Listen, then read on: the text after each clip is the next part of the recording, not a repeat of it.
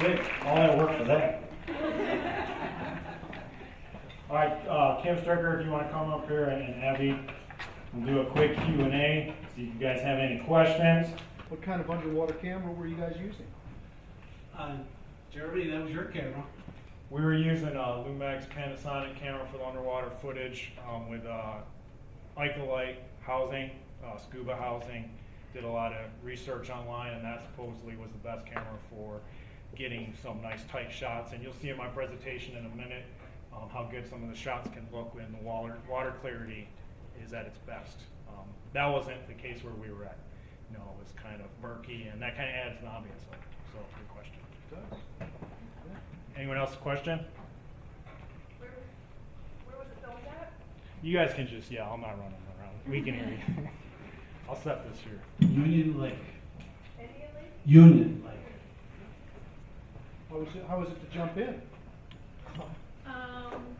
It was very cold, especially because I'm never in deep water ever.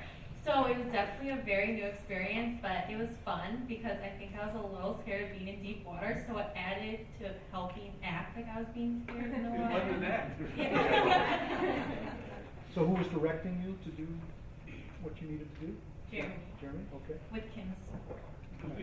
I gave her support. He was the tyrant. What's funny is that we were on Union Lake, and a friend of mine, Steve Smith, we were right up in front of his house. And I'm getting these texts, and I talked to him, and he says, "What in the heck is going on out there? That poor girl has got to be freezing because it was cold." And I was hoping he could come tonight. Unfortunately, his grandfather passed away. But it was interesting. I sent him the promo on it, and he said, "No, that makes sense." And it was pretty cool. Great. So you have a show? I have a television show on Outdoor Channel, a fishing show called Hook and Look. This is our 12th season that we're filming right now, and Jeremy helps me out, and we're getting some pretty cool stuff. And what's unique about our show, it's not like an average fishing show. The hooking is the fishing, but the looking is we scuba dive the lakes and show the habitat, and talk about the environment, and show how the lures work, and sometimes how we actually get strike shots and things like that. But it's pretty cool, you know. And I got together with Jeremy because of our dive shop.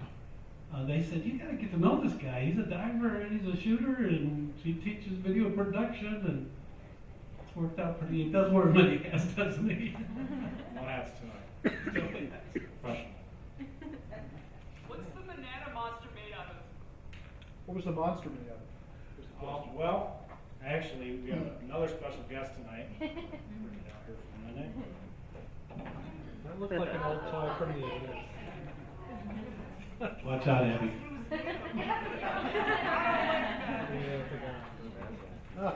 I'm a boy from 1987. That's why I didn't do any voices. I did the beautiful death metal growls instead, because that wouldn't have cut it, right? That would have been scary. But this is a toy, actually, that was made in 1987. It's only produced for about a year. Really cool kid's toy. I'll talk more about it in the presentation, but I think it's just made out of rubber. It's really impressive, you know, being there watching how archaic we put this together and how beautiful it looked and how the graphics came out really cool.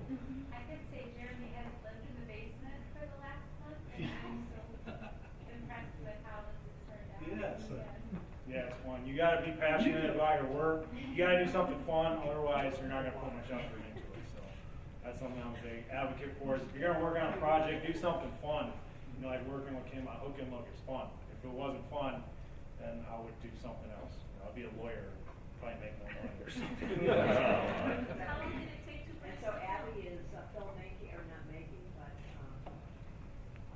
being in films, is that in your future now? Yeah, so I'm with Your Entourage Agency, and I just graduated from the academy, and since I'm trying to go into modeling and acting, this was something I had to do to graduate, and I had a lot of fun doing it. You just don't realize how much of a trooper she was to do what she did. She's not the bestest of swimmers. She looked up, she goes, I failed swimming. But she was a trooper and really got the job done. She actually came out the second time with you, right? Right.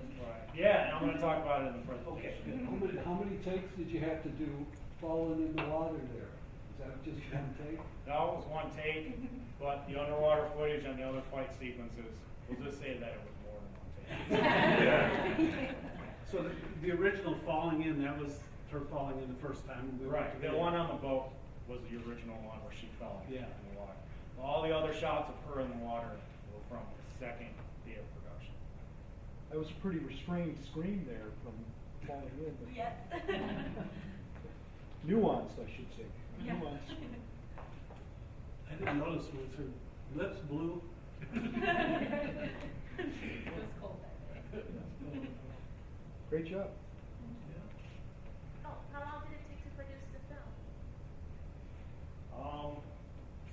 I don't know. It's hard to say.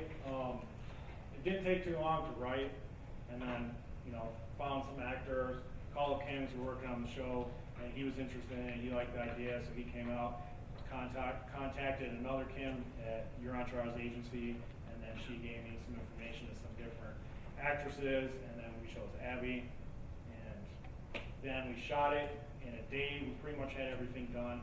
Might as well just say it now because we're already talking. The Bad Luck Banana struck was one of the cameras. The whole idea of this is it's bad luck to bring bananas on a fishing boat. And one of the cameras, the underwater camera that we used, the card got destroyed. It's not even a card anymore. I've never seen this happen.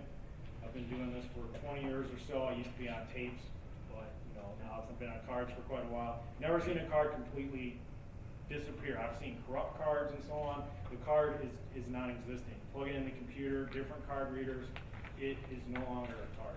We got some great footage. I had the scuba suit on, we're underwater, and I saw this bass.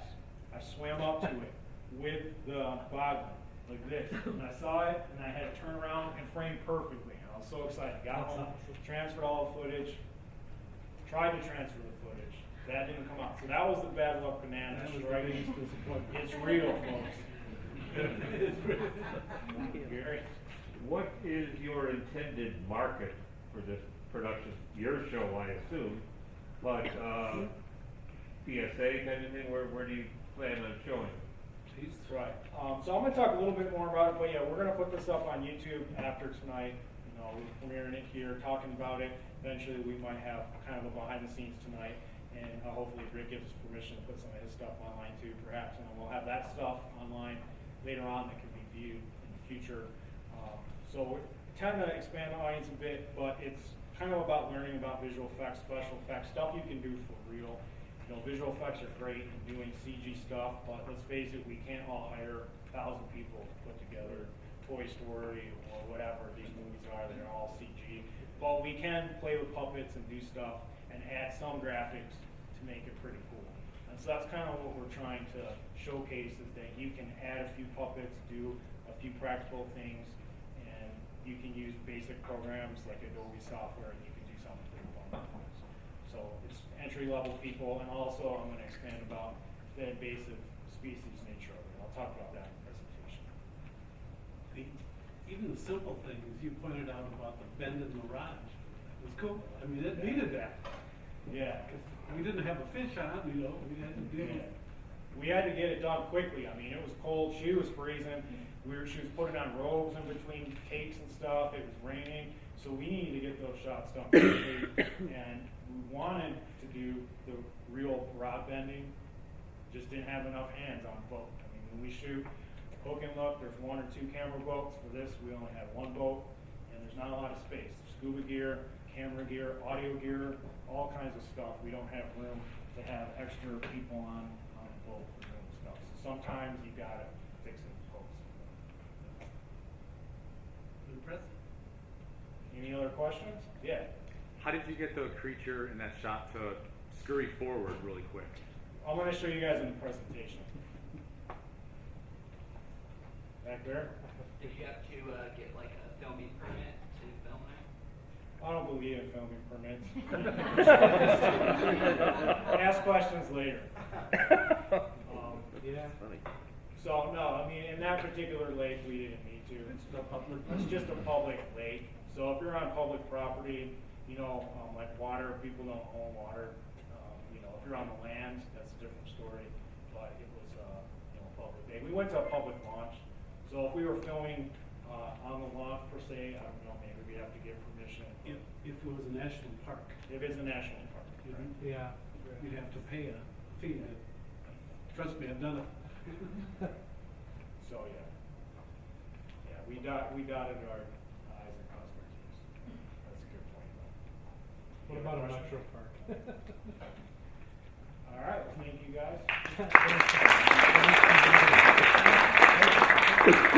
guys.